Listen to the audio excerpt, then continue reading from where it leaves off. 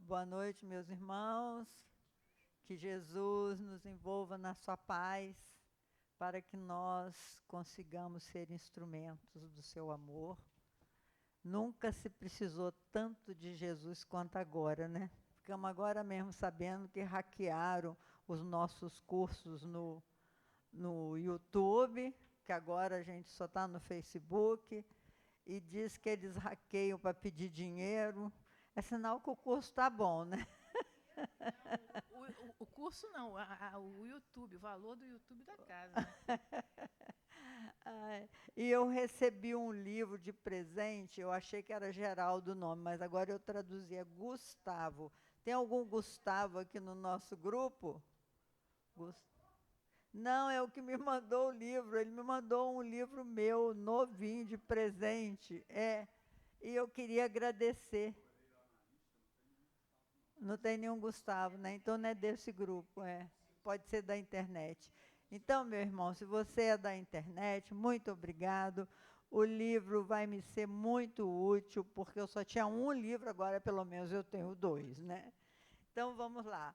Vamos fazer o nosso Bom, vamos introdução. começar a nossa introdução aqui. A gente sempre abre o acaso. Primeiramente, boa noite para o pessoal que está nos assistindo no Facebook, a quem está aqui assistindo pessoalmente. Esse livro é Vida Feliz, psicografado por Divaldo Franco, ditado por Joana de Ângeles, nossa mentora. Ante as dificuldades do caminho e as rudes provas da evolução, resguarda-te na prece ungida de confiança em Deus, que te impedirá resvalar no abismo da revolta. Um pouco de silêncio íntimo e de concentração, a alma em atitude de súplica, aberta à expiração, eis as condições necessárias para que chegue a apaziguadora resposta divina. Cria o clima de prece como hábito e estarás em perene comunhão com Deus, fortalecido para os desafios da marcha. Gente, nos dias de hoje, se a gente não abre o nosso coração para as preces, se a gente não abre o nosso mental se ligando no Pai Eterno, a vida fica mais difícil do que já está. Então, mentalizemos Jesus nesse momento, nos descontraindo, pensando no Mestre Jesus, pensando nos nossos mentores, em Francisco de Assis, na espiritualidade abençoada dessa casa, que nos envolvam, que possamos sentir esse abraço da espiritualidade que está sempre aqui ao nosso dispor. Nós é que precisamos criar o nosso laço, a nossa sensibilidade, para poder percebê-los. Que Jesus nos abrace, que nós possamos sentir o amor de Jesus entre nós e que possamos fazer o nosso estudo dessa noite com paz, harmonia e com vontade de aprender todos os ensinamentos que Ele nos trouxe. Temos todos, graças a Deus. Graças a Deus, meus irmãos. É uma alegria enorme estarmos aqui. Sempre temos que movimentar o sentimento de gratidão pelo espaço que nos é reservado, tão limpinho, tão organizado. Então, se alguém quiser ser voluntário nesse trabalho, podem se apresentar na secretaria, porque para ficar tudo limpinho, organizado, com os meninos ali trabalhando, é muita gente voluntariando. E isso é muito importante, porque nós sabemos hoje que a caridade é o caminho mais curto para o aprendizado do amor, para o potencial amoroso. O Espiritismo, como consolador prometido por Jesus, trouxe a bandeira da caridade. Então, é muito importante que a gente se torne voluntário em algum trabalho. Que não for aqui, se vocês não tiverem disposição para cá, qualquer outro trabalho que a gente faça em nome de Jesus só traz saúde e vigor para a nossa própria vida. Não esqueçam de trazer a aguinha, porque toda reunião em nome de Jesus é reunião de tratamento. E a gente pode fluidificar a nossa água. O estudo de hoje é simplesmente maravilhoso, como tudo que Allan Kardec deixa escrito para todos nós. Então, nós vamos estudar hoje é o hashtag 8, é o nosso 8º encontro, é o estudo sobre a natureza de Jesus. Primeiro tem as fontes, os milagres, as palavras de Jesus depois da sua morte, dupla natureza de Jesus, opinião dos apóstolos, predição dos profetas, o Verbo se fez carne, o Filho de Deus e o Filho do homem. É um estudo que é a nossa estrutura, né, é o nosso conhecimento. Além dos 5 princípios básicos da doutrina, esse estudo também consolida a nossa certeza de que Jesus não é Deus. Ele prova, Allan Kardec, por todos esses fatos aqui, que Jesus é Filho de Deus e não o próprio Deus. Quando Jesus fala, vós sois deuses, é porque nós somos filhos de Deus e temos a divindade dentro de nós. Temos inscritas a lei de Deus na nossa consciência.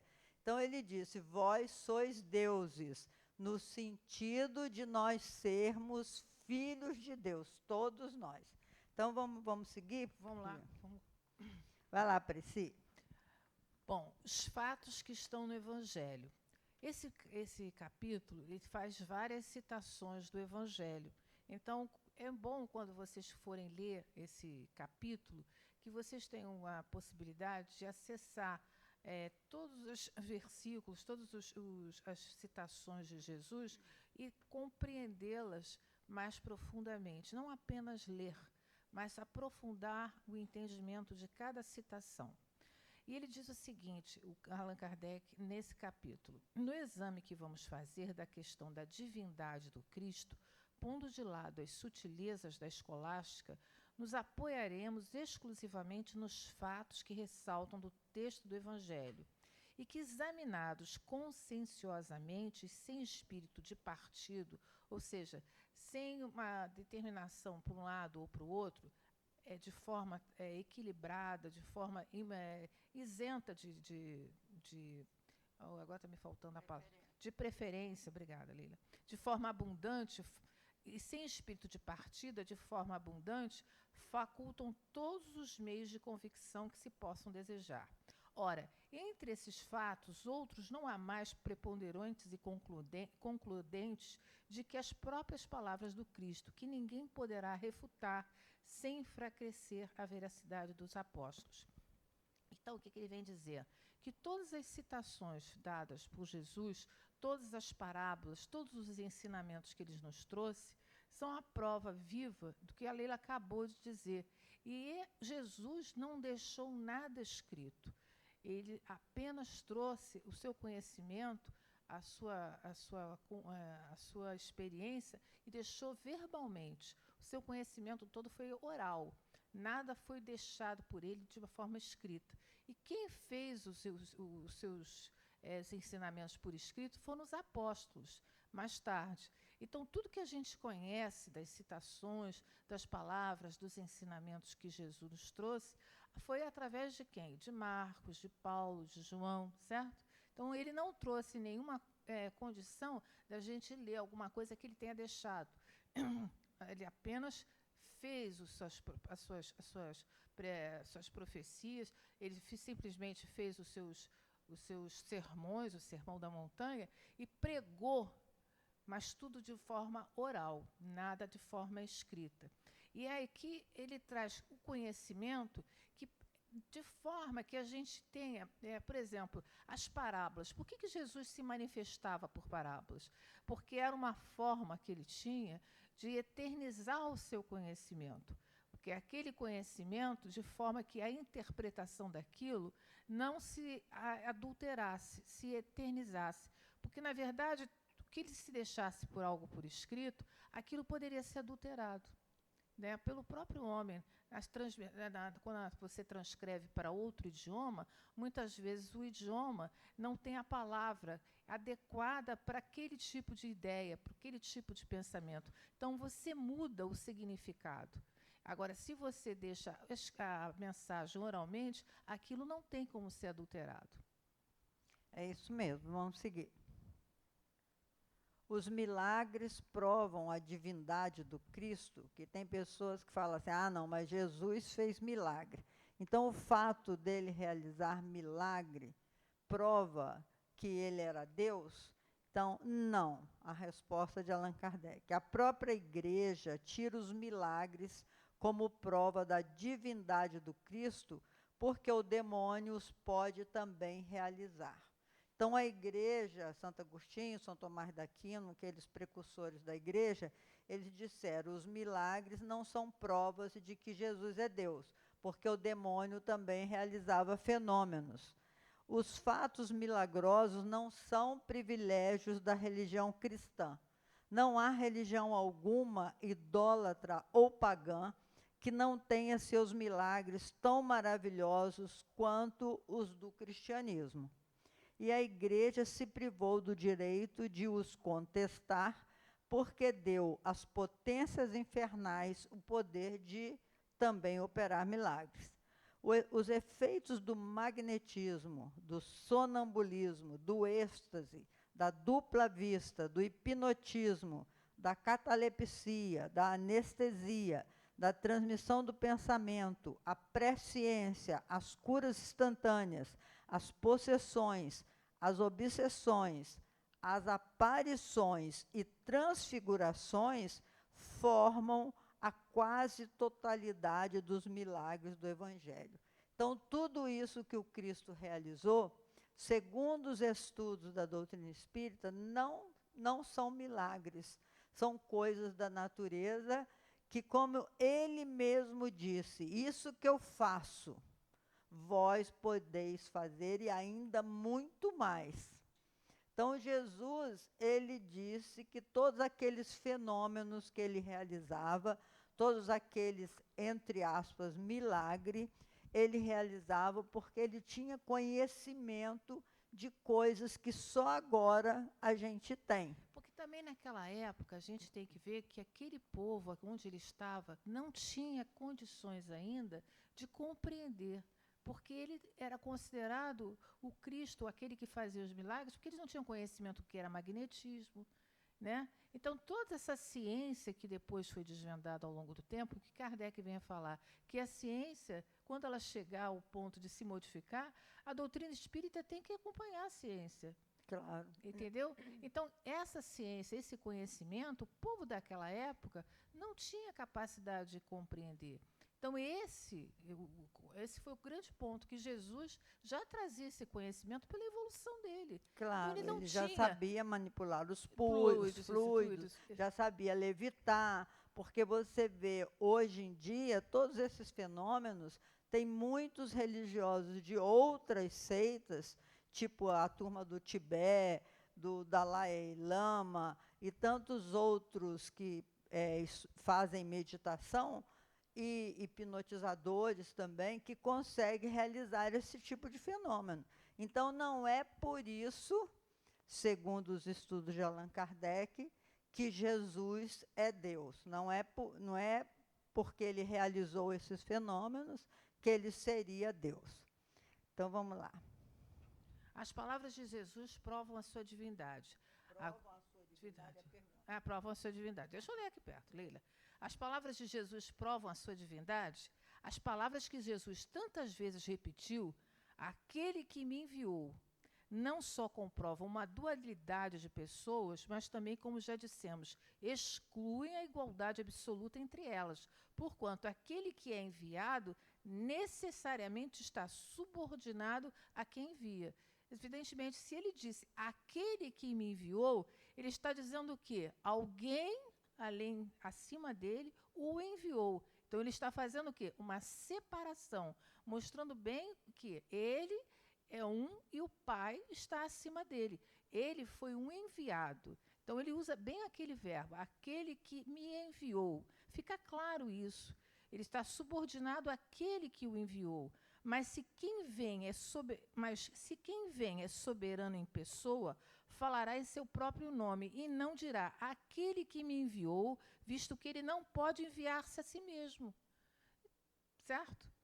Ele não pode dizer que ele foi o que se enviou. Eu me enviei, né?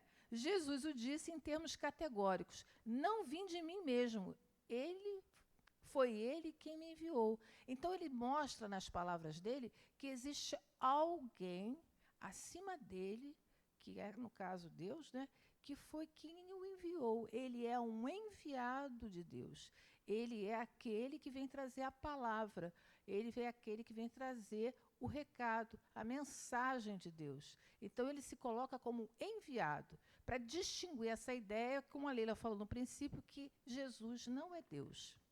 Vamos lá, o quarto item que Allan Kardec... É claro que isso aí é um estudo longo, meus irmãos. Aqui a gente põe um resumo, mas se vocês quiserem ler na íntegra, em obras póstumas, tem toda uma justificativa, argumentação de bom senso, é maravilhoso. Tem as citações e aí você vai investigando e vai esmiuçando. Diante do meu Pai, aquele que me confessar e me reconhecer diante dos homens, eu também o reconhecerei e confessarei diante de meu Pai que está nos céus. Aquele que me renunciar diante dos homens, também eu mesmo o renunciarei diante do meu Pai que está nos céus. Mateus 10, 32 e 33. Aproxima-se então o mancebo e lhe diz: bom mestre, que bem devo fazer para alcançar a vida eterna? E Jesus lhe respondeu: por que me chamas bom? Não há senão somente Deus que é bom. Se queres entrar na vida, guarda os mandamentos. Isso aí está em Mateus, em Marcos e Lucas. Todos os evangelistas relatam essas passagens de Jesus em que ele coloca uma distinção que não tenho que duvidar. É o meu Pai que me enviou. Se você quer, eu sou o caminho, a verdade e a vida. Se você quiser me seguir, você vai chegar ao Pai. Você vai chegar à perfeição. Mas eu não sou o Pai. Foi meu Pai que me enviou. É muito claro, meus irmãos, como que nós cometemos um equívoco de 1000 anos dizendo que Deus desceu à terra, que Jesus é Deus. Deus é o Filho, né, o Pai, o Filho e o Espírito Santo. Que essa crença permaneceu na terra por mais de 1000 anos. Então, as pessoas não diminuem o tamanho de Jesus, o fato dele não ser Deus. Ao contrário, aumenta o seu tamanho no sentido dele mostrar que ele podia dizer que ele era Deus, se ele realmente fosse o Criador de tudo. Mas ele mostrou o seu próprio tamanho. Eu vim aqui e faço tudo isso em nome do meu Pai. E como sendo ele o governador espiritual desse planeta, veja bem a humildade dele, quando ele diz: por que me chamas bom? Ele se coloca num patamar inferior ao Pai.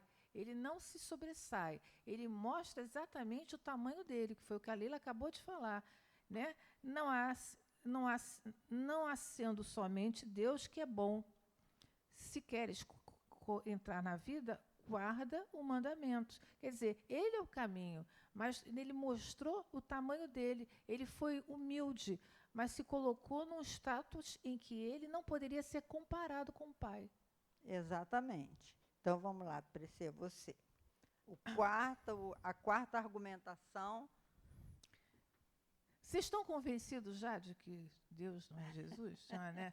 A gente está no Deus. Vocês já estão no quarto item, mas já aceitaram, né? Palavras de Jesus depois da sua morte. Quando Jesus diz categoricamente: eu sou ou não sou isto ou aquilo, quem ousaria arrogar-se o direito de desmenti-lo? Quem pode racionalmente pretender estar mais esclarecido do que ele sobre a sua própria natureza? Que interpretações pode prevalecer contra afirmações tão formais e multiplicadas como estas?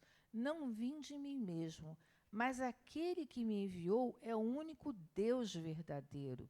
Foi da sua parte que vim. Digo que vim junto a meu Pai. Não me cabe a mim vô-lo conceder. Isso será para aqueles a quem meu Pai o preparou. Vou para meu Pai, porque meu Pai é maior do que eu, Então, veja bem, essa citação aqui, mais uma vez, só confirma todas as anteriores, que ele faz questão absoluta em todas as suas pregações de mostrar a dualidade, que ele é um e o pai é outro, e que ele vem de meu pai, eu vim dele, então ele veio de alguém superior a ele, e volta para quem? Para o meu pai, para encontrar com meu pai. Então, a presença dele entre nós foi muito curta, mas foi muito rica, porque ele trouxe os ensinamentos que Deus queria nos passar, ele foi o portador desses ensinamentos. De uma forma muito breve, não foi uma vida muito longa entre nós, infelizmente, mas foi o suficiente para ele demonstrar o seu amor e trazer os seus ensinamentos, que ao longo do tempo foram se aprofundando. Alguns foram deturpados, sim, ao longo dos anos por várias religiões, mas da essência permaneceu. E o Espiritismo conseguiu, através da espiritualidade, contextualizar isso de forma que a gente conseguisse retirar o sumo, a essência desses ensinamentos, para entender perfeitamente, ou mais perto do possível, do perfeito, daquilo que Jesus quis nos trazer. É porque, meus irmãos, vamos pensar que nós somos seres inteligentes, né? A gente sabe pensar. Por que será que Jesus fez questão de dizer que era filho de Deus e não o próprio Deus? Porque quando ele sabia que iria desencarnar daquela forma violenta, porque a gente tem intuição de que quando a pessoa não está preparada, uma sociedade não está preparada para uma nova revelação, existe sempre essa violência.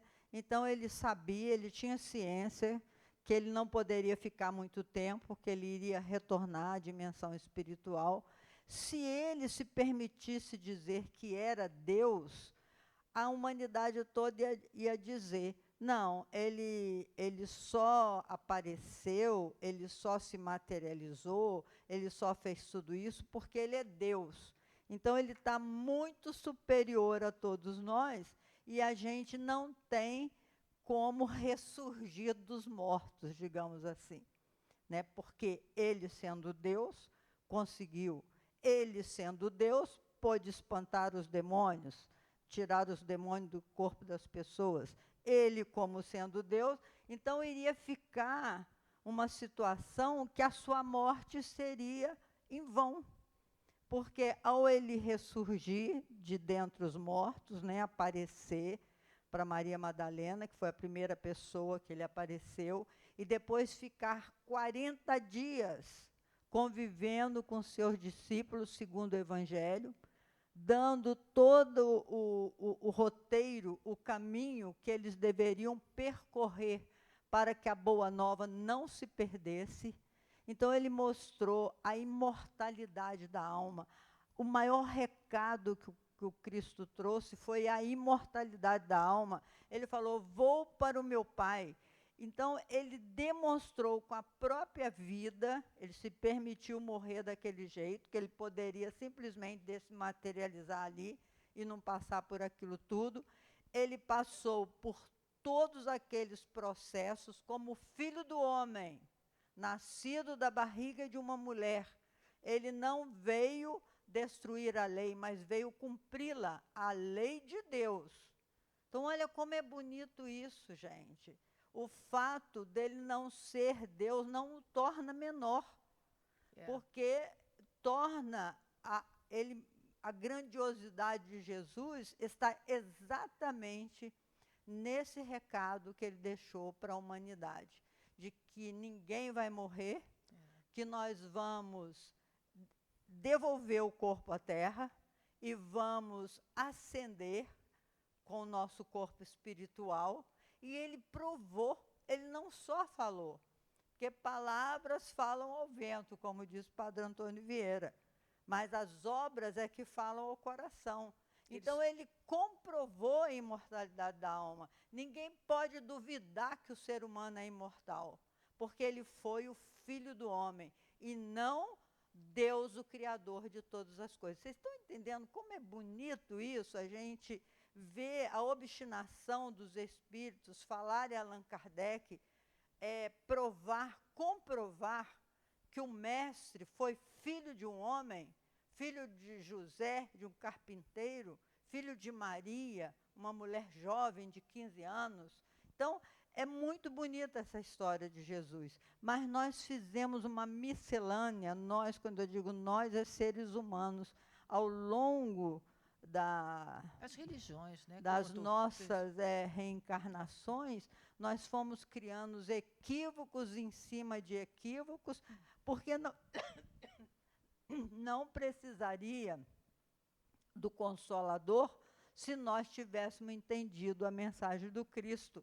Por isso ele disse, e eu vos enviarei o Consolador, o Espírito Verdade, que vos fará lembrar tudo quanto eu vos tenho dito, mas que agora não terias ainda condições de compreender. Ou seja, todos aqueles fenômenos que ele realizou, tudo que ele falou em 48 parábolas, nós iríamos gastar mais de 1000 anos. Aliás, muito mais, porque já tem 2000 anos que a gente ainda não entendeu. A gente ainda não entendeu, por isso né? que o conhecimento era muito pouco, muito débil, né? Então aquela compreensão estava muito além. Então eles não tinham condições de abarcar aquele conhecimento. Então ele foi dentro das medidas, dentro das possibilidades daquela população, do entendimento daqueles irmãos, né? Mas ele deixou registrado ensinamentos maravilhosos que se perpetuaram. As religiões que foram construídas ao longo dos séculos é que muitas delas deturparam os ensinamentos de Jesus, né? A igreja e outras, né? Então, os ensinamentos foram ali sendo adulterados, os interesses do homem, né? Os interesses dos grandes, do sistema como um todo, que sempre existiu, né? Então, essas ideias centrais, ao longo dos anos, elas foram se perdendo entre aspas, né? Mas foram sendo adulteradas por canais espúrios, né? Porque, na verdade, esse conhecimento foi adequado de acordo com os interesses das religiões. É verdade. Você vê que na região que Jesus nasceu, ou seja, os judeus, Jesus era judeu, a região que ele nasceu até hoje está esperando o Messias. Sim, até hoje nega, né, Jesus. nega que Jesus tenha vindo naquela promessa de Isaías, de Ezequiel. Todo o Velho Testamento, os nossos irmãos judeus ainda estudam o Torá, que é o Evangelho dos judeus, mas que não aceita Jesus como Messias. Coisa muito interessante isso também. A dupla natureza de Jesus. Olha os argumentos dos espíritos com Allan Kardec. Se Jesus tivesse motivos para dissimular sua verdadeira natureza durante a missão que desempenhava, o meio mais simples teria sido não falar dela, ou exprimir-se, como fez noutras circunstâncias, de modo vago e parabólico, sobre os pontos cujo conhecimento estava reservado ao futuro. Por exemplo, quando ele foi questionado por Pilatos, quando Pilatos perguntou a Jesus, o que é a verdade? Por que Jesus não respondeu? Né? Ele não respondeu a Pilatos. Ele não respondeu o que é a verdade. Ele só falou, eu sou o caminho, a verdade e a vida, e meu reino não é deste mundo. Então, ele não teve como explicar para Pilatos, naquele momento, o que é a verdade. Porque a verdade, meus irmãos, é uma síntese, como ele disse mais tarde em parábola. A verdade não está aqui, não está acolá. A verdade é Deus. A verdade é a síntese do mundo, é a verdade. Então, você fala assim, fulano está com a verdade. Qual verdade? A verdade dela, né? Eu tenho a minha verdade, eu tenho as minhas crenças, os meus saberes. Seus valores. Os meus valores, mas eu não tenho toda a verdade. Então, como ele ia responder? Então, é isso que Kardec argumenta aqui. O espírito desprendido da matéria, estava na plenitude de suas faculdades espirituais, na consciência do seu estado normal e na sua identificação com a divindade. Entretanto, foi quando ele disse: subo para o meu Pai e vosso Pai, para o meu Deus e o vosso Deus. Então, até depois de desencarnado, junto com os discípulos, ele falou da sua natureza de homem, que veio à Terra e que assumiu a missão crística, ou seja, de representar o seu Pai que está nos céus, o nosso Pai. E se colocou como irmão. Vou para o meu Pai, também o vosso Pai, e vou para o meu Deus, também o vosso Deus. Então vamos lá, vai lá, Preci. Opinião dos apóstolos. Os reis da terra se levantaram e os príncipes se uniram contra o Senhor e contra o seu Cristo. Herodes e Pôncio Pilatos, com os gentios e o povo de Israel, verdadeiramente se conluíram contra o vosso santo Filho Jesus, a quem consagrastes por vossa unção, para fazer tudo o que vosso poder e o vosso conselho haviam ordenado que fosse feito. Atos dos Apóstolos, capítulo 4, versículo 26 a 28, prece dos apóstolos. Pedro e os outros apóstolos responderam: cumpre obedecer ante a Deus do que aos homens. O Deus de vosso país ressuscitou a Jesus, que vos fizeste morrer pendurando-o no madeiro. Foi a ele que Deus elevou pela sua destra, como sendo o príncipe e o salvador, para dar a Israel a graça da penitência e a remissão dos pecados.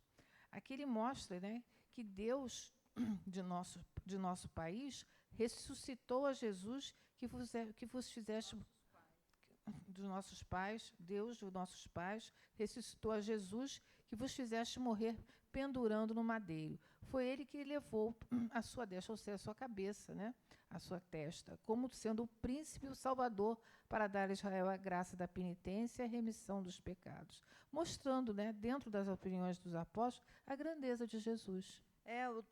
Aí no tratado que vocês lerem na Obras Póstumas, tem várias opiniões de vários apóstolos, todos eles dizendo a mesma coisa, que não cabe aqui no nosso estudo escrever tudo. É uma página e meia do livro, só citações dos vários apóstolos com o mesmo conteúdo, com o mesmo significado, claro que com palavras diferentes, mas a ideia central é a mesma. E ali é a opinião de cada um dos apóstolos sobre o desencarne de Jesus. E é importante também, meus irmãos, a gente se lembrar que Jesus, filho de Maria e de José, ele assumiu a missão crística aos 30 anos. Até então, era um homem comum, ninguém sabe, que convivia com o povo, que ia formando o seu apostolado, ia convidando um, convidando outro.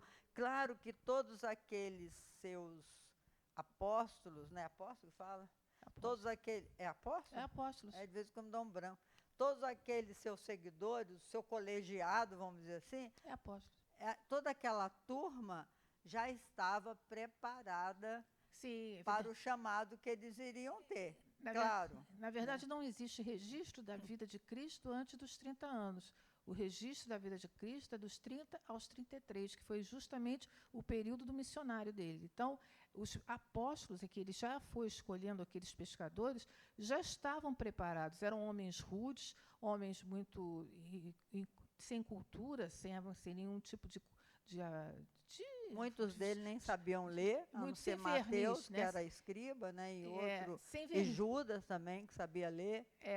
Maria Madalena sabia ler. Sem verniz, digamos assim, né, sem condições mínimas, mas que tinham já a mínima condição, dentre aqueles que estavam ali, de trazer os ensinamentos de Jesus. Ele pensou, Pedro, João, Lucas, cada um daqueles já tinha condições, dentro daquela condição, ali daquela população, de se fazer depois o precursor dos seus ensinamentos. Ele já tinha preparado aquilo tudo e sabia a quem ele podia convocar. É verdade. E Pedro, que chamava Simão, né? Ele falou: Pedro, tu és pedra. e sobre ti erguerei a minha igreja. É tão lindo esse diálogo de Jesus com Pedro, E Pedro Simão depois, Pedro, e né? depois Pedro o negou, O né? negou Por 3 vezes, né? Ele sabia de tudo isso. Pedro, me negarás antes do amanhecer 3 vezes. Ele sabia É, tudo que ia e muitas acontecer. vezes ele perguntava, Pedro, tu me amas? Aí Pedro respondia, sim, Senhor, eu te amo. Aí ele falou, então vai e apacenta minhas ovelhas. Pedro, tu me amas? E Pedro dizia, claro, Senhor, que eu te amo. E Pedro ficou inquieto. Esse texto está no livro Quando Voltar a Primavera, da Amélia Rodrigues. Que esses espíritos, Amélia Rodrigues, Ivone Pereira, tantos outros missionários da atualidade, eles têm acesso a esses registros da vida de Jesus na dimensão espiritual, essas bibliotecas, né? Então, esse diálogo de Jesus com Pedro é muito lindo, porque ele perguntou a Pedro 3 vezes, Pedro, tu me amas? E Pedro ficou assim até inquieto, falou, Senhor, por que duvidas? É claro que eu te amo. Ele falou, então vai e apacenta minhas ovelhas. É bonito que ele mostrou para Pedro que ele não era tão seguro assim do amor, né? Que na hora H ele não conseguiu dar o testemunho que era apóstolo de Jesus. Mas depois, é claro, ele deu a volta, criou a Casa do Caminho, etc. Ele sabia que Judas o trairia, tudo isso ele já sabia, Já né? estava sabendo. Pode.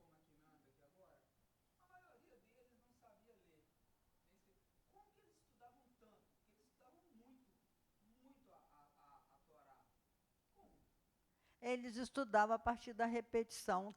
Quem ensinava era aqueles doutores, os doutores da lei que sabiam ler. Que ficavam na sinagoga, né? E ficavam ali lendo aqueles textos, né? O aprendizado era todo oral. Os textos eram todos em pergaminho, né? Todo em pergaminho e eram lidos e discutidos, tudo dentro era um outro tipo da igreja, de ensinamento. igreja, Você hoje tem aspas, acesso a uma leitura e você faz um conhecimento através de uma leitura. Naquela época era através de transmissão oral, porque poucos sabiam ler. Isso você, em qualquer texto que você vai se referir, eles dizem, né, que que poucos ali, como é que se é, a fonte de leitura era para poucos. Poucos tinham a condição de leitura. A maioria era analfabeto. Então, o conhecimento era todo oral. Sim, sim. Mas eles já têm verdade o seguinte, eles estudavam muito, mas eles já estavam espiritualmente vindo de uma forma preparados para assimilar aqueles conceitos. Entendeu? Eles não estavam ali à toa, não eram pessoas despreparadas. Eram espíritos que já tinham capacidade, né? Eles não tinham ali na vida material, mas preparados espiritualmente para terem condições de assimilar aqueles conceitos, a trazer aqueles aprendizados para o seu psiquismo, entendeu? Então, eles já vinham com uma condição que hoje talvez você não tenha, num século XXI, né? Com certeza não tenha, mas ele lá já estava preparado, porque iria fazer parte do apostolado de Jesus. Não era qualquer espírito, não é qualquer espírito. E depois, meus irmãos, toda essa tradução que a gente tem dos evangelhos, tem os apócrifos, os que foram separados como bom, que mais de 100 escritores falaram de Jesus depois da sua morte. E a igreja que organizou depois de Constantino é que começaram a fazer a tradução do aramaico. Muitas coisas, muitos pergaminhos eram escritos em aramaico, que é uma língua morta hoje em dia, né? Então, as traduções têm toda uma intenção de levar o povo àquela ignorância mesmo. Exatamente. Que nós fomos levados, que é um Deus que veio à Terra, então todos nós iríamos para o céu, para o inferno, purgatório, aquela coisa toda. Nessas traduções, a palavra morta, a palavra do aramaico, na tradução, ela pode ser deturpada. E aquele conhecimento não fica genuíno. Ele fica adulterado. A ideia, né? Quando você faz uma tradução, se você não é fiel à tradução, Uma palavra pode mudar o sentido da frase. Até porque, naquela época, uma palavra queria dizer muitas coisas ao mesmo tempo. Exatamente. Outro dia eu fiquei sabendo, porque eu também não entendo, eu nunca estudei sobre o Evangelho com profundidade, mas ouvindo palestra do Haroldo Dutra, que é um estudioso do grego e dos evangelhos, porque na época que Jesus nasceu, a língua falada em Roma era o grego. Era uma coisa que eu também não sabia. Pensei que eles falassem o latim, né? Não, eles falavam o grego. Era a língua da época, era o grego. Igual é o inglês hoje, a língua dominante era o grego. Então, muitas das traduções foram sofrendo adulteração, que aí foi traduzido para tantos idiomas que, na verdade, atualmente acharam aí numa gruta lá no Egito, acharam também o Evangelho de Tomé, o Evangelho de Maria Madalena, o Evangelho, até Hermínio Miranda fez uma tradução do livro Evangelho de Tomé, onde ele coloca o que Tomé contou de Jesus, o que Maria Madalena contou de Jesus.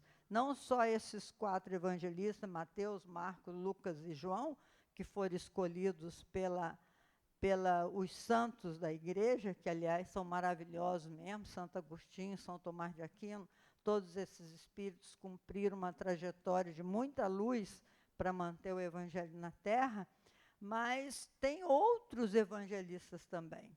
Eu tinha um amigo judeu que ele falava assim para mim: Leila, eu vou te dar um evangelho, um escritor da época de Jesus, você vai ver que a vida dele é totalmente outra. Não é isso que você acredita, né? Porque houve muitos outros escritores a respeito da vida de Jesus. Predição dos profetas sobre Jesus. Eis porque o Senhor mesmo vos dará um sinal. Uma virgem ficará grávida e parirá um filho, e ele se chamará Emanuel. Na verdade, Jesus era o apelido, o nome de Jesus era Emanuel. Está em Isaías, capítulo 7, versículo 14. Pois o menino nasceu, o filho nos foi dado, e o império foi posto sobre os seus ombros, e chamar-se-lhe-á seu nome, o admirável, o conselheiro, o Deus forte, o poderoso, o Pai da eternidade, o príncipe da paz. O único título que Jesus aceitou foi o príncipe da paz, mas ele tinha todos esses títulos segundo os profetas, né, diante do seu nascimento. Aqui está meu servidor, e eu o sustentarei. É meu eleito, minha alma pôs nele sua afeição. Nele pus o meu espírito. Ele exercerá a justiça entre as nações. Ele absolutamente não se retirará, nem se precipitará, até que eu haja estabelecido a justiça na terra, e os seres se submeterão à sua lei. Isaías. Isaías foi um dos profetas mais fortes que falou sobre a vinda de Jesus Cristo. Tá? Então, a gente pegou só alguns trechinhos aí dessa predição dos profetas antes do nascimento de Jesus. Por isso, muitas vezes, ele falava: eu não vim destruir a lei, mas eu vim cumpri-la. Ele veio para realizar as profecias que estavam lá no Torá. E quando naquela, como é que chama, a transfiguração, que Jesus encontrou com Elias, que era um profeta anterior, encontrou com Elias e Moisés, lembra da transfiguração? Que Jesus vai lá para o monte orar e os discípulos vão junto com ele. Aliás, ele só levou 3, né? Que foi Pedro, João, e qual foi o outro? E Marcos. Só levou 3 com ele, e ele estava lá orando, e de repente ele entrou em contato com Elias e com Moisés. E aí os discípulos questionaram: Senhor, mas não é verdade que Elias deverá vir antes do seu nascimento? Aí ele falou: em verdade, eu vos digo que Elias já veio e vocês não o conheceram. Era de João Batista que Jesus falava. Então, na verdade, ali foi João Batista em desdobramento, porque João Batista nasceu como primo de Jesus, né? Era filho de Isabel, primo de Jesus. João Batista realmente veio antes de Jesus. Era em reencarnação. Era a reencarnação de Elias. E ele lá no deserto, é lindo que João Batista fala: eu sou a voz que clama no deserto dos corações. Ele vinha pregando aquele batismo, e a gente criou um batismo depois, também dentro das nossas igrejas, mas João Batista falava da vinda de Jesus, e ele falava, para que você compreenda o que Jesus virá trazer, o Filho de Deus, você tem que falar todos os seus erros em voz alta. O batismo era assim. Aí as pessoas falavam, eu fiz isso, fiz aquilo outro, estou me arrependido e tal. Aí João Batista mergulhava ele na água do Jordão, falava, então agora você não vai errar mais e você vai compreender a mensagem do Salvador. É isso que depois a igreja trouxe como confessionário, né? Depois nós criamos um confessionário. Então vamos lá. Mas vocês podem ler a predição dos profetas sobre Jesus, que está aí na Obras Póstumas, são vários profetas. A gente destacou. Capítulo é longo. É longo, a gente destacou alguns. Destacou alguns. Hã? É muito bom esse capítulo, também gosto. Aí. O Verbo se fez carne. O Verbo foi feito carne e habitou entre nós, e viu a sua glória. Qual é que o Filho único havia de receber do Pai? A ele digo, habitou entre nós, cheio de graça e de verdade. João, capítulo 1, versículo 1 a 14. Esta passagem dos evangelhos é a única que parece encerrar implicitamente uma ideia de identificação entre Deus e a pessoa de Jesus. É também a que serviu de base mais tarde à controvérsia a tal respeito. É de notar-se que as palavras acima citadas são de João e não de Jesus, e que ainda, quando se admita que não tenham sido alteradas, elas não exprimem, na realidade, mais que a opinião pessoal, uma indução em que se depara com o misticismo habitual da sua linguagem. Não poderiam, pois, prevalecer contra as reiteradas afirmações do próprio Jesus. Então, ele está dizendo aqui que essa ideia que o Verbo foi carne é uma ideia de João, não é verdade? É a opinião pessoal, né, do João. O Verbo é o Jesus e ele se fez carne. É Deus e Jesus se transformou, né, o seu transmissor, o seu mensageiro, e se fez um homem entre nós, se tornou carne, e habitou entre nós, e vimos a sua glória, a qual o Filho único havia de receber do Pai. E a ele digo, habitou entre nós, cheio de graça e de verdade. Ele esteve entre nós. É mais uma indicação de que Jesus não é Deus. É porque o Verbo é a palavra, meus irmãos. A palavra se fez carne. O que ele... Deus é a palavra. O que ele quis dizer nesse caso?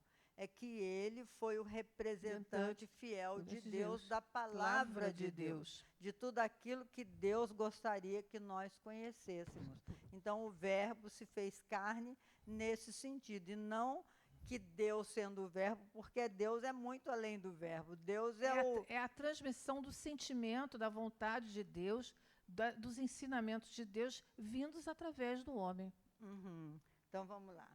Qualquer dúvida, vocês rezam, perguntam para Allan Kardec, pede um encontro com ele em desdobramento, tá? Conclusão. O Filho de Deus e o Filho do Homem. O título de Filho de Deus, longe de implicar igualdade, é muito ao contrário, indício de uma submissão. Ora, ninguém é submetido a si mesmo, mas a alguém.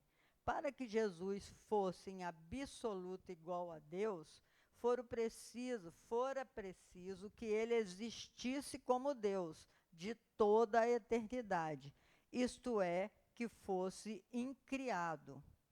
Ora, o dogma diz que Deus o gerou desde toda a eternidade, Mas quem diz gerou, diz criou. Então, a Trindade, Pai, Filho e Espírito Santo, o Pai é distinto do Filho e distinto da matéria, que é o Espírito Santo, o fluido cósmico universal, como diz os Espíritos, né? Então, Deus, Jesus e Deus, os Espíritos e o fluido cósmico universal, que para nós espírita é a Trindade universal que os Espíritos trouxeram. É evidente que a qualificação de filho do homem quer aqui dizer que nasceu do homem por oposição ao que está fora da humanidade. A última citação, porque Deus não ameaça como o homem e não entra em furor como o filho do homem. Esse é o livro de Judite, também uma profeta anterior ao nascimento do Cristo. Não permite dúvida quanto ao significado da expressão usada em sentido muito literal. Deus somente assim designa Ezequiel, certamente para lhe lembrar que, malgrado ao dom de profecia que lhe fora concedido, ele não deixava de pertencer à humanidade, e a fim de que não se considerasse de natureza excepcional.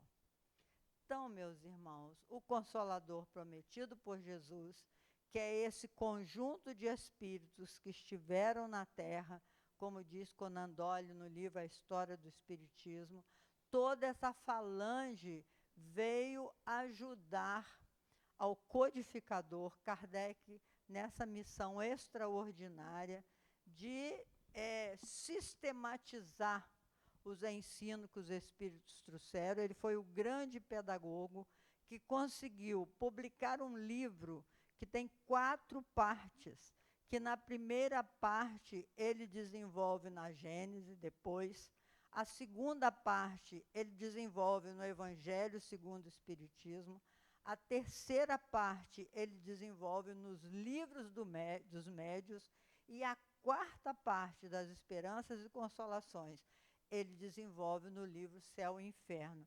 Então ele foi o grande organizador da mensagem dos Espíritos.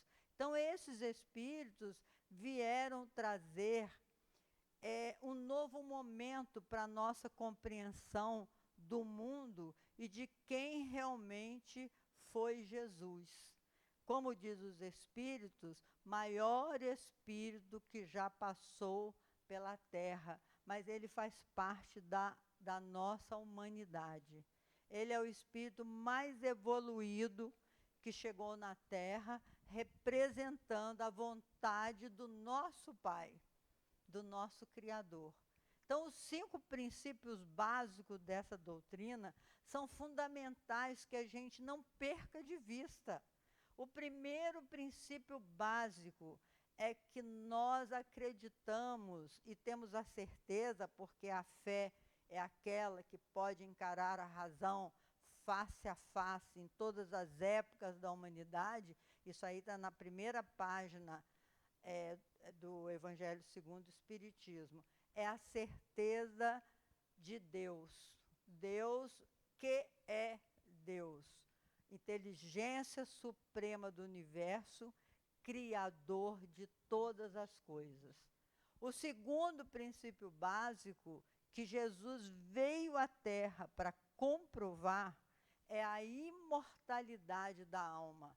Ninguém morre. Isso é uma muito boa notícia, né? Excelente. Pode querer ir embora, que não vai ter jeito, você vai continuar existindo. Mas também não tenhamos pressa, né? E depois, não é uma condenação não morrer, porque para as pessoas pessimistas acham assim, então isso é uma condenação, a gente tem que viver, né? Não, não é uma condenação, é uma bênção, é um privilégio continuar existindo, existindo, existindo, para abarcar toda a nossa herança.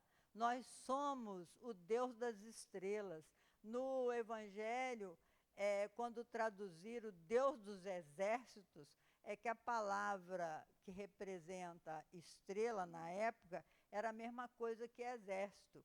Então era melhor traduzir como Deus dos exércitos, porque a gente ia brigar, né? A gente ia brigar, ia tomar posse de tudo quanto há na terra, mas não, o nosso Deus é o Deus das estrelas.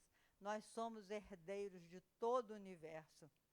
O terceiro princípio básico qual é da doutrina espírita? A pluralidade das existências. Já que nós somos imortais, já que a gente não consegue, numa existência só, alcançar a perfeição, já que o nosso destino é a perfeição, então o que que nos resta? Reencarnar, reencarnar, Reencarnar, reencarnar, reencarnar. A pluralidade das existências. Como diz Allan Kardec poeticamente, o prelúdio das idas e das voltas. É lindo isso. Uma hora a gente está lá, outra hora a gente está aqui. Né? Quem for primeiro aqui pode se manifestar. Quem quer ir primeiro? Não, estou fora. Ninguém quer ir primeiro? Passa a sua vez. Enfim, o quarto princípio básico, Pluralidade dos mundos a habitados. pluralidade dos mundos habitados. Então, a gente ainda não conheceu nenhum ET, embora se fale muito, né, dos ETs, etc. e tal. Mas, espiritualmente falando, muitos espíritos dizem que viveram em Júpiter, por exemplo. Os espíritos já nos informam que é um planeta habitado. Só que tem outra constituição física, porque em cada planeta a alma, com seu perispírito, absorve os elementos materiais daquele planeta, e a conformação é outra. Mas diz Allan Kardec, no Livro dos Espíritos, que a gente vai saber que é uma individualidade, que é um filho de Deus. Mesmo com outra cara, com outro formato, a gente vai identificar o irmão, o nosso ET querido daqui a um tempo, né? Eu já falei com meus filhos que eu vou desencarnar quando tiver celular para o mundo espiritual. Então, eu espero que demore um pouco, tá? Pois é, então, já está chegando lá. E o quinto princípio básico, qual é? Qual é o quinto princípio básico da nossa doutrina? A comunicação entre os filhos de Deus. E aí nós vamos lembrar de Francisco de Assis, que a comunicação não é só entre os humanos, não. A gente pode comunicar com árvore, com bicho, com planta, né? Outro dia eu estava conversando lá com uma jiboia que eu ganhei. Quando eu falei jiboia, o pessoal achou que era uma cobra. Eu falei, não, é aquela planta jiboia. Eu ganhei uma planta toda ruim, toda cavucada, que a minha filha trouxe lá da casa dela, que ninguém agou, a planta estava toda murcha. Aí eu falei assim, olha, minha irmãzinha, eu vou mexer um pouquinho na sua terra, vou tirar suas folhinhas velhas, e até amanhã ver se você levanta a sua cabeça, porque eu não quero jogar você fora. Com meu marido falou, joga isso fora. Falei, não, vou dar uma chance para a planta. Hoje, gente, no dia seguinte, vocês não acreditam, a planta estava toda de cabeça erguida, toda linda, tá? Porque vale a pena conversar com um ser vivo, tá? Então, vamos fazer a nossa prece, que já está na nossa hora, né? Faz a prece final. Inicial. Vamos fazer a nossa prece final. Relaxar o nosso corpo físico. Respirar profundamente, soltar o ar. Nos prepararmos para entrar em contato com essa dimensão espiritual que nos rodeia, especialmente com esses mentores, amigos, a nossa querida Joana de Ângeles, Francisco de Assis e tantos outros espíritos que agora estão unindo-se na Terra para nos preparar à regeneração. E é nessas vibrações amorosas, Senhor, que nós te agradecemos profundamente. Toda esta casa que nos acolhe, todos esses espíritos amigos que nos seguem, que estão conosco, E te pedimos, Mestre, envolva também esses nossos irmãos que se dizem os nossos inimigos, os inimigos de Jesus, os inimigos do bem. Permita, Mestre, que eles tenham nesta existência a oportunidade de te conhecer de alguma forma, que eles possam receber os sinais do mundo espiritual maior. Obrigado, Senhor, por essa oportunidade de trabalho. Muito obrigada, Jesus, por este planeta tão lindo que, por nossa ignorância, muitas vezes depedramos, envenenamos os nossos rios, as nossas plantas. Obrigada, Senhor, por esses irmãos que suportam toda essa dor que eles vêm passando neste mundo de expiações, aquelas crianças com fome, aqueles homens recebendo bombas das guerras. Permita, Senhor, que todos nós juntos possamos irradiar a paz, o amor, a bondade, a compreensão. Ajuda-nos, Jesus.